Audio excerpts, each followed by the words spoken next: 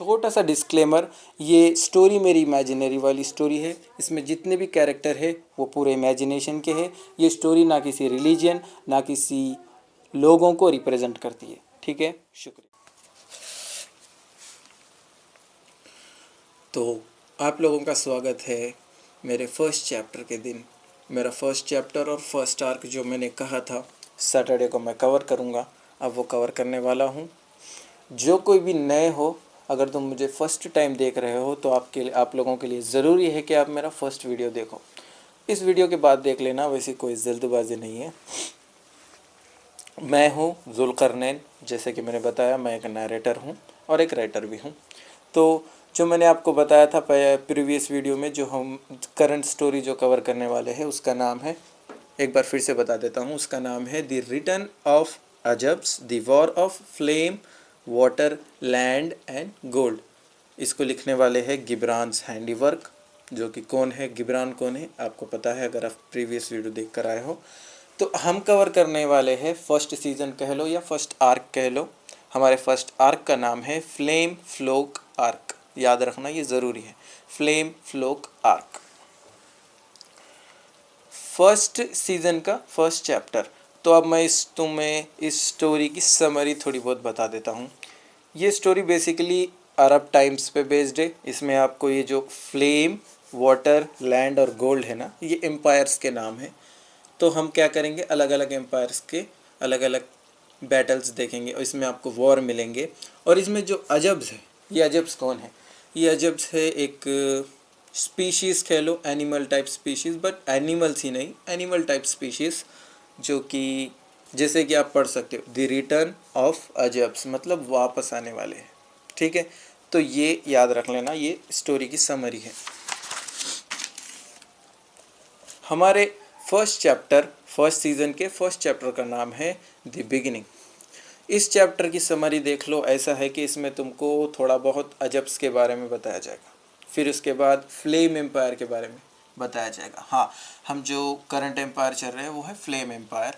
Flame empire के बारे में बताया जाएगा, फ्लेम एम्पायर की थोड़ी बहुत हिस्ट्री बताई जाएगी और कंटिन्यूएशन स्टार्ट होगा। तो ये समझ में आ गया आपको। अब हम चलते हैं चैप्टर में। हमारे फर्स्ट चैप्टर का नाम जैसे कि मैंने बोला दी बिगिनिंग है। अब मैं स्टार्ट करता हूँ, मैं इंग्लिश में पढ़ूँगा, फिर हिंदी उर्दू मिक्स कर कर आपको एक्सप्लेनेशन दे दूँगा। Long ago, in a world of deserts and grasslands, before people trusted maps and before borders were fixed, there were stories about beings called Ajibs, strange ones of the world. अब यहाँ पे हमें बताया जा रहा है कि बहुत पहले, ये टाइम ले लो, बहुत टाइम पहले एक दुनिया में, एक टाइम में जहाँ पे रेगिस्तान और ग्रासलैंड्स है। जैसे कि आप मिडिल ईस्टर्न में आप देखो तो मिडिल ईस्टर्न फेमस है उनके रेगिस्तानों और ग्रासलैंड्स के लिए। अब यहाँ पे कहा जा रहा है कि before people trusted maps and borders were fixed. इसका मतलब ये है कि जब लोग मैप्स बनाना नहीं, मतलब जब मैप्स नहीं थे और बॉर्डर्स के जो अब आजकल हमारे पास जैसे बॉर्डर्स है ना, वो नहीं थे, वो टाइम पे कुछ कहानियाँ लोगों में चलती थी। वो कहानियाँ है, और उस कहानियों में एक बीइंग्स थे जिनका नाम था अजब्स। अजब्स the strange ones of the world. अजब्स मतलब कुछ अजीब से क्रीचर्स, अजीब से क्रीचर्स को अजब्स कहते हैं। बेसिकली यही कहा जा रहा है। अब आगे चलते हैं। Sailors believe the sea sometimes moves in wrong ways, as if it had a mind of its own. Caravans went missing on roads that have been safe for many years. People said mountains could watch anyone who walked past them. Old ruined cities were avoided, not because no one lived there, but because people believed something very old and dangerous was still present. अब यहाँ के अब ये जो sellers है, ये कह लो कश्तियों पे जो सवार करने वाले जो ट्रेडर्स नहीं होते थे पहले, तिजारत करने वाले लोग, उनके बारे में बात कहा जा रहा है। वो बिलीव करते थे कि जो समंदर है वो कभी कभी गलत डायरेक्शन में, जैसे कि कुछ नीचे कुछ है उनके, और वो अपने कुछ गलत डायरेक्शन में जा रही है, ये कहा जा रहा है। और कहते थे कि जो कारवान से जो गुड्स कह लो या तिजारत में वो नहीं होते क्या। अब आजकल अगर आप कश्तियों पे देखें तो लोहे के डब्बे होते हैं, उसमें सामान होता है, तो उनको ही कारवान्स कहते हैं। तो वो मिसिंग हो जाते थे, वो गायब हो जाते थे ऐसे रास्तों पे जो कि सेफ़ थे बहुत सालों से। जैसे कि अब एग्ज़ाम्पल आप ऐसा ले लो कि एक रास्ता है जो बहुत सेफ़ है, बहुत लोगों ने बहुत बार उसको ट्रैवल किया है, मगर अब इस बार क्या हुआ, जो कैरवान से वो गायब हो गए उस सेफ़ रास्ते से, ये बताया जा रहा है। अब लोग ये भी कहते थे कि पहाड़ जो है उन्हें देखते थे, ऐसा कि उनके पास उनके खुद के आँखियाँ हैं, आइस हैं। जब लोग वहाँ से गुज़रते थे तो जो पहाड़ है ना वो उन्हें देखते थे, ये लोग कहते थे। अब जो ओल्ड रूइन सिटीज़ से मुराद है ये है कि जो खंडर के शहर होते हैं, जैसे कि खंडर वाले शहर या जो डिस्ट्रॉय सिटीज़ होते हैं ना, लोग उनको अवॉइड करते थे, मगर वहाँ लोग वहाँ नहीं जाते थे। इसलिए नहीं कि वो खंडर है, इसलिए कि क्योंकि उनका एक बिलीफ था कि वहाँ पे कुछ एंशियंट यानी कुछ पुराना और कुछ बहुत ताकतवर अभी भी रहता है, ऐसा उनका बिलीफ था। अब यहाँ पे बात चल रही है कि as empires became powerful and rules were set, the story slowly disappeared. So scholars wrote about them as said they were exaggerations. अब यहाँ बात चल रही है कि जैसे जैसे एम्पायर्स आते गए, जैसे जैसे कानून रूल्स आते गए, ये जितने भी कहानियाँ थे वो स्लोली डिसअपियर हो गए। और जो स्कॉलर्स मतलब वो टाइम के वज़ीर या इंटेलिजेंट लोग कह लो, वो कहते थे कि ये स्टोरी सिर्फ एग्जैजरेशन से, मतलब ये सिर्फ बातें हैं बड़ी बड़ी और कुछ नहीं, ये कहा जा रहा है। Soldiers laughed and said such fears came only from darkness and weak minds. Life went on and people believed the world no longer needed such stories.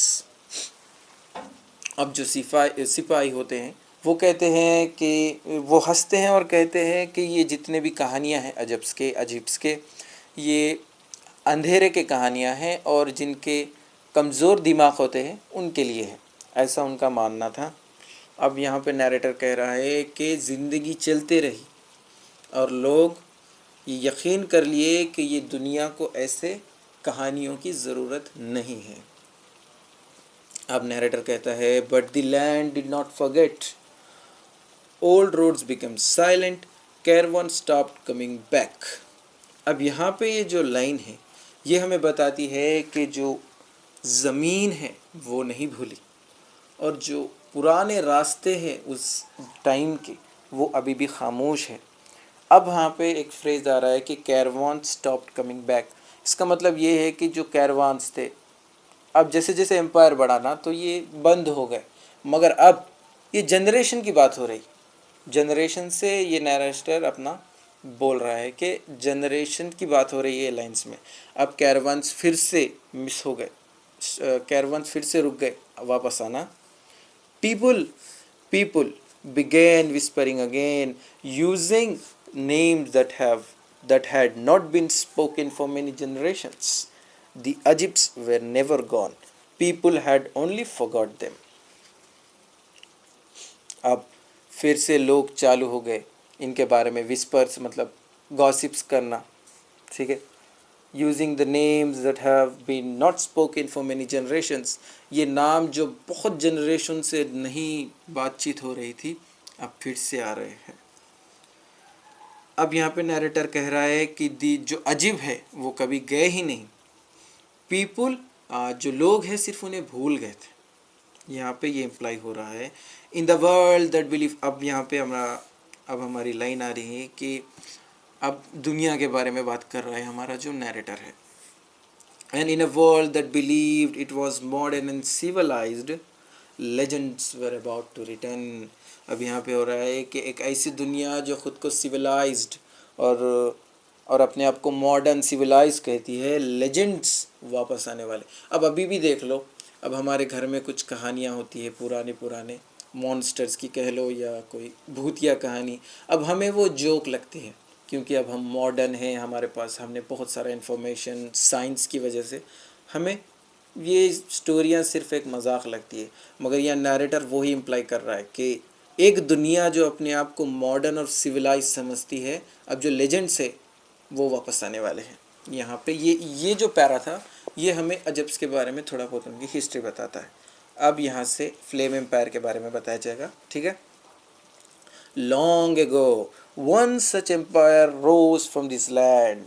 Its people worked together, followed law, and built wall not just of stone but of trust. बात हो रही है कि बहुत time पहले, अब ये जो पैरा था ये जनरेशन का था, मतलब अर्ली ह्यूमंस के टाइम का समझो, अर्ली मिडिवल से पहले के टाइम का बताया जा रहा है। अब ये जो है ये एम्पायर्स के बात का एक ऐसा एम्पायर, अब यहाँ पे बात चल रही है फ्लेम एम्पायर की, ठीक है। One such empire rose from this land, इसका मतलब है कि एक ऐसा एम्पायर इस ज़मीन से पैदा हुआ।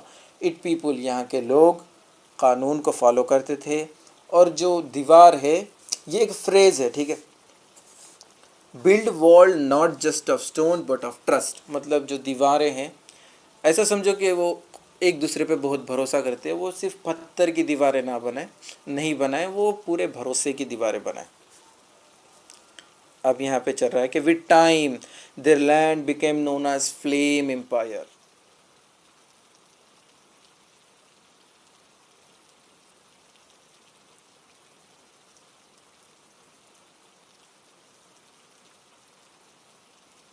एम्पायर, वक्त के साथ ये जो ज़मीन थी इसका नाम आया flame empire.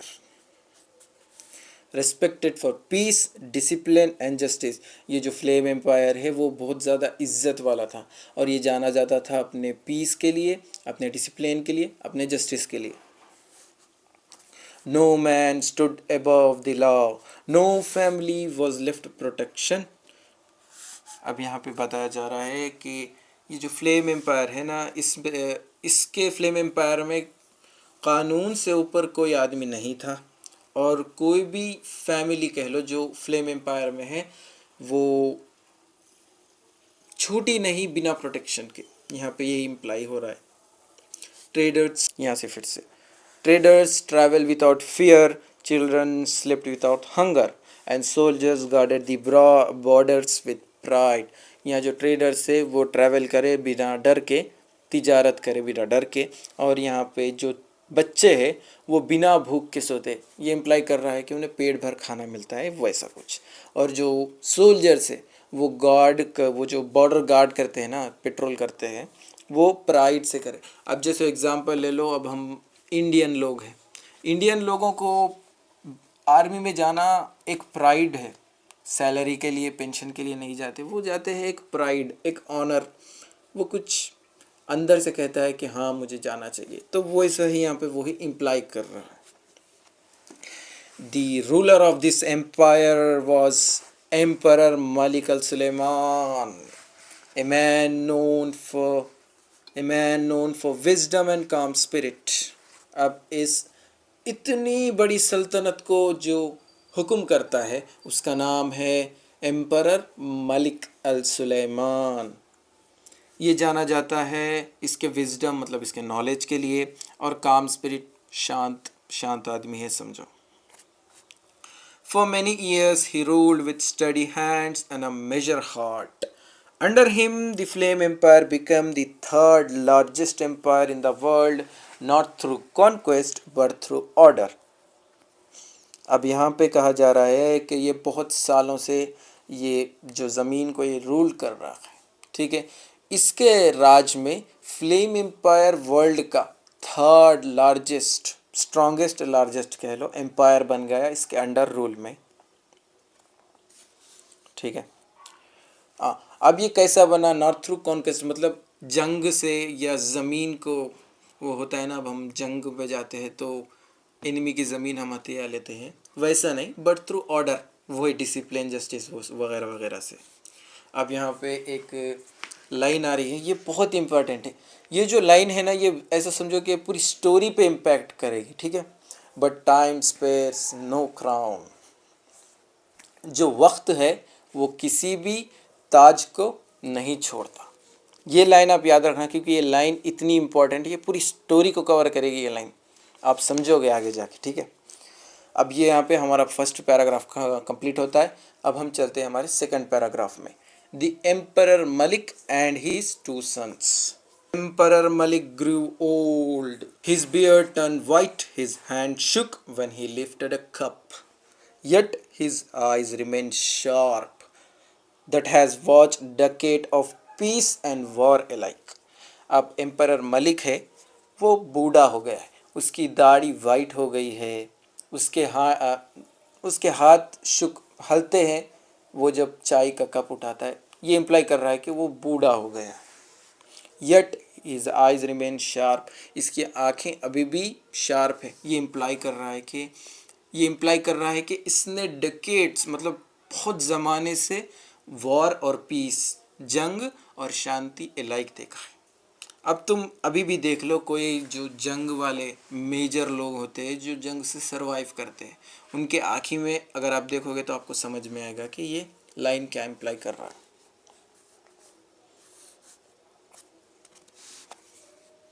He had two sons. अब यहाँ पे बात चल रही है कि he had two sons, इसके दो बच्चे हैं। Zahir the elder, strong, fearless and dawn to the road beyond the horizon. Zaid the younger, calm, thoughtful and slow to speak but steady in judgment. अब यहाँ पे इसके दो बच्चों का इंट्रोडक्शन है। ज़हीर द एल्डर, ज़हीर बड़ा है, ये कैसा है, ताकतवर है, किसी से नहीं डरता, मगर इसका जो दिल है, ये कह लो इसकी जो चाहत है, वो हमेशा रोड मतलब ये जर्नी करना चाहता है, दूर जर्नी, ये ट्रैवलिंग करना चाहता है, ऐसा इम्प्लाई करा जा रहा है। और जैद द यंगर, छोटा, काम, शांति है, थॉटफुल है एंड स्लो टू स्पीक, आराम से बात करता है, मगर स्टडी है, अपनी जो जजमेंट है ना उसमें वो खड़ा रहता है। ये इम्प्लाई कर रहा है। अब इसके बाद कहते हैं कि if Zaheer was fire, Zaid was the ember that grew warmth without destruction. अगर जैद आग है तो अगर ज़हीर आग है तो जैद जो है वो एम्बर है, वो एक चिंगारी है। अब एम्बर को क्या कहते हैं, आई एम सॉरी मुझे उतना नहीं पता, मगर चिंगारी कहते हैं कि क्या कहते हैं पता नहीं, कहाँ है वो amber that give warmth without destructions. छोटी सी आग है जो बिना डिस्ट्रक्शंस के वार्म देती है। One quiet night the emperor summon them both, lamps burn low as he spoke. अब एक क्वाइट नाइट, एक शांत वाली नाइट, एम्परर दोनों को समन करता है और जो लैम्प है वो लो पे चलते। अब देखो पहले के ज़माने में कैंडल्स भी नहीं थे, ठीक है, तो लैम्प कह लो एक केंटली होती है, नीचे से लोहे का होता है, कांच में एक बत्ती होती है, गैसलीन से जलाते हैं शायद, उसको ही कहते हैं शायद लैम्प। तो वो लो पे चल रही थी। अब ये एम्परर बात कर रहा है। A ruler does not strive himself, he serve people, protect land, protect the peace and protect each other. ये समझो हमारे रूलर के लास्ट वर्ड है शायद, ये रूलर के लास्ट वर्ड है, इसके फाइनल। अब कुछ मूवीज़ में किसी में नहीं देखते क्या, वो इसके लास्ट वर्ड से डेथ बेड पे ए ruler does not strive himself, कि एक रूलर जो है वो खुद की नहीं सोचता। ही सर्व पीपल, ये लोगों के लिए सर्व करता है, मतलब ये लोगों की सुनता है, लोगों के लिए वो इम्प्लाई कर रहा है। अब ये अपने लास्ट वर्ड कर रहा है, प्रोटेक्ट द लैंड, इस ज़मीन की रक्षा करो, प्रोटेक्ट द पीस, अपना जो शांति है उसकी रक्षा करो, और खुद की तुम दोनों की तुम खुद रक्षा करो, ये कहता है। फिर इसके बाद हमारा नैरेटर कहता है कि before dawn emperor Malik al Suleiman passed away, the flame empire fell silent for 3 days, shops closed, banners were lowered and soldiers stood with bowed head. अब यहाँ पे कह रहा जा रहा है कि सुबह होने से पहले, डॉन के टाइम पे, एम्परर हमारे जो एम्परर मलिक अल सुलेमान थे वो पास अवे हो गए, वो इस दुनिया को छोड़ के चले गए। अब जो फ्लेम एम्पायर था वो साइलेंट हो गया। 3 दिनों तक दुकानें बंद थी और बैनर्स जो थे, जैसे कि बैनर्स फ्लेम एम्पायर के, वो लोअर कर दिए गए थे। और सोल्जर्स स्टूड विद बाउ हेड, जैसे कि मैंने पहले भी इम्प्लाई किया था, वो प्राइड लेते हैं। क्यों प्राइड लेते हैं? क्योंकि एम्परर की वजह से। अब जब एम्परर ही पास्ड अवे हो गया तो उनका प्राइड जो है थोड़ा शेक हो गया, तो बाउ हेड। अब यहाँ पे एक स्ट्रॉन्ग लाइन हमारा नरेटर कहता है कि इट फेल्ट एज दो the land it self lost a father. अब ये लाइन इम्प्लाई कर रही है कि ऐसा लगता है कि ये ज़मीन एक अपने बाप को खो दी, ना कि एक एम्परर को। ऐसा एम्परर था बताया जा रहा है। ठीक है, अब हम चलते हैं हमारे नेक्स्ट। अब यहाँ पर हमारा थर्ड पैरा आ गया, इसका नाम है the day of choosing. When morning ended, the empire gathered in grand hall of flames. Tradition demanded the eldest son take the throne.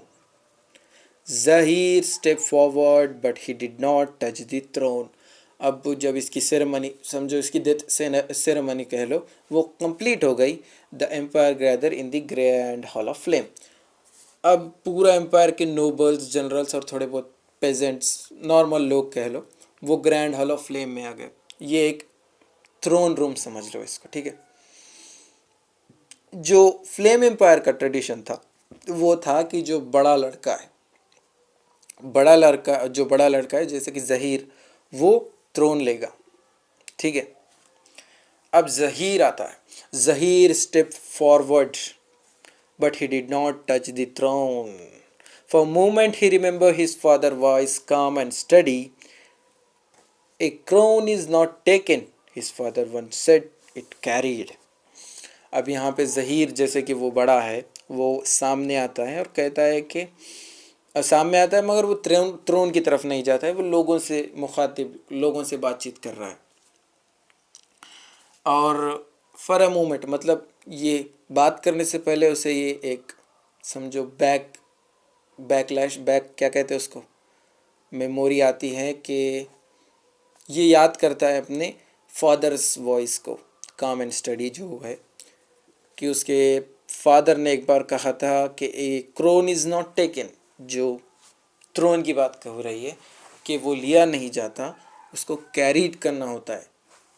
अब जैसे कैरीड करना होता है, जैसे कि एग्ज़ाम्पल में ले लो, हमारे कोई भी सीनियर है, हमारे फैमिली हेड जो होते हैं घर में, वो हम सबको कैरी करते हैं, वो अकेले की नहीं सोचते। तो ये यहाँ पे यही इम्प्लाई हो रहा है। देखो, ये स्टोरी में फ्रेजेस से मैंने बहुत बात की, तो इसलिए मैं एक्सप्लेन कर रहा हूँ, तो आपको उतना टेंशन लेने की ज़रूरत नहीं है। ठीक है, ये इसके बाद, my heart does not belong to the throne, Zaheer said. His voice was quiet but firm. If I rule without true belief, I will bring harm, not justice. I cannot lead like this. अब हमारा ज़हीर बात कर रहा है कि मेरा दिल जो है वो थ्रोन के लिए, मेरा दिल थ्रोन के लिए बिलोंग नहीं करता। ज़हीर कह रहा है कि इसकी वॉइस जो थी क्वाइट थी, बट ये अपने फर्म था, बिलीफ पे फर्म था। और कहता है कि अगर मैं बिना कोई बिलीफ के अगर मैं रूल करा तो मैं अनजस्टिस लाऊंगा, इस ज़मीन को मैं अनजस्टिस लाऊंगा और मैं इस ज़मीन को हार्म करूंगा, मतलब मैं सही से रूल नहीं कर पाऊंगा, ये इम्प्लाई कर रहा है।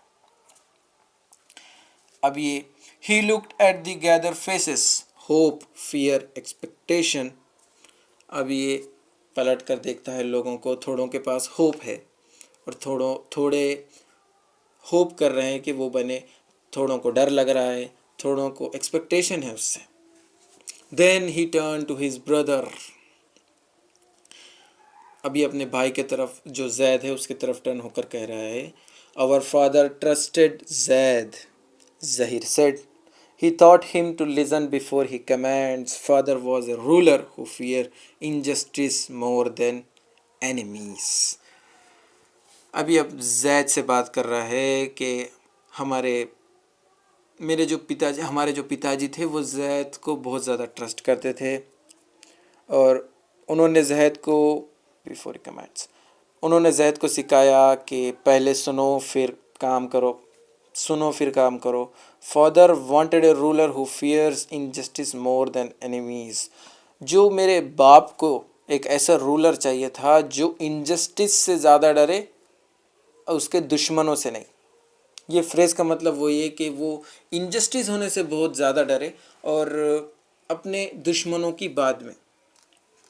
देखो यहाँ इम्प्लाई है, यहाँ पे इम्प्लाई हो रहा है कि जब हमें किसी चीज़ की परवाह या किसी चीज़ का डर होता है उसे खोने का नहीं, उसे लेने का, तो हम एक नेचुरल चीज़ है। अगर समझो एग्ज़ाम्पल, मुझे लिखने का बहुत डर है तो मैं बहुत संभल के लिखूँगा, क्योंकि मुझे डर होगा कि कहीं मैं स्लिप ना हो जाऊँ, कहीं कुछ ना हो जाए। तो वो ऐसा ही यहाँ है। Silence filled the hall. Zaid felt his father's memory like a weight on his chest. The long lessons, the hard questions, the hand on his shoulder. अब जैद, अब जब ये उसको ज़हीर कह रहा है ये सब, तो वो समझ गया कि मेरा भाई मुझे थ्रोन चिपकाना चाह रहा है। ठीक है। अब जैद उसकी मेमोरी उसके फादर के टाइम पर आ रही है।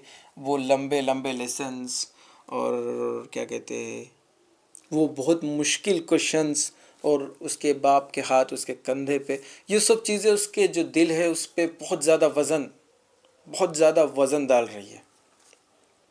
ठीक है, ये यहाँ पे अप्लाई हो रहा है। After a long moment zaid step forward. अब बहुत टाइम के बाद ज़ैद सामने आता है। अब ऐसा कर रहा हो कि वो लोगों से डिक्लेयर कर रहा है। ठीक है, I do not seek power, he said, but I will not run away from duty. He raise his head. अभी अपना सर उठाकर कह रहा है कि मुझे पावर नहीं चाहिए, मैं पावर सीख नहीं करता, बट मैं मेरी ड्यूटी से भी भागूंगा नहीं। अपना सर उठाकर कह रहा है। अब ये डिक्लेयर कर रहा है कि if I ruled unjustly, Zaid said, then the law stand against me, above my name, above my blood। अब ये पे डिक्लेयर कर दे रहा है, अपने आप को एम्पररी डिक्लेयर कर रहा है, समझो। वो कह रहा है कि अगर मैं अनजस्टली रूल करा तो let the law stand against मी। अपना जो कानून है फ्लेम एम्पायर का, वो मेरे आगे खड़ा करो, मेरे नाम से ऊपर, मेरे खून से ऊपर, मेरे ब्लड लाइन को भी मत देखो, ये यहाँ पे कह रहा है। No one spoke, the empire expected him not with cheers but with trust. कोई भी बातचीत नहीं करे, एम्पायर जो था उसको एक्सेप्ट कर लिए, उसको चीयर्स के साथ नहीं, मतलब उसको भरोसे के साथ एक्सेप्ट कर लिए।